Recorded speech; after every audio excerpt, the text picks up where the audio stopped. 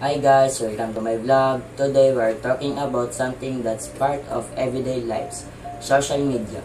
It connects us, entertains us, and informs us. But when used the wrong way, it can also hurt others. So let's talk about how to be responsible when using media, especially when it comes to online bullying.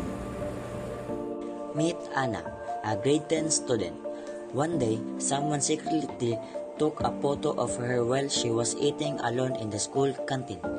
That photo was posted online with a caption that made fun of her.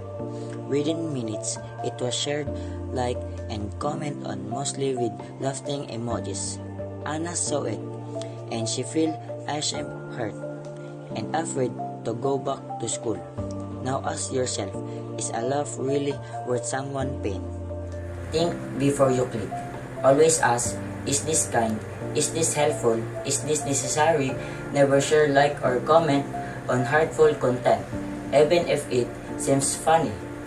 What's harmless to you might be damaging to someone else. Be an upstander, not a bystander.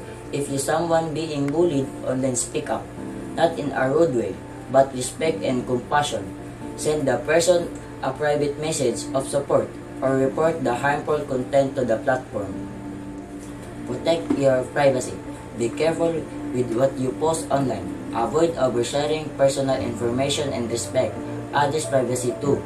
Never post a picture or videos of someone without their permission. Protect your privacy. Be careful with what you post online. Avoid oversharing personal information and respect others' privacy too. Never post a picture or videos of someone without their permission. Use the social media for good. Share positive content, stories that inspire, help, or inform. Follow pages that promote kindness, learning, and awareness. Let's use social media as a platform for building people up, not tearing them down.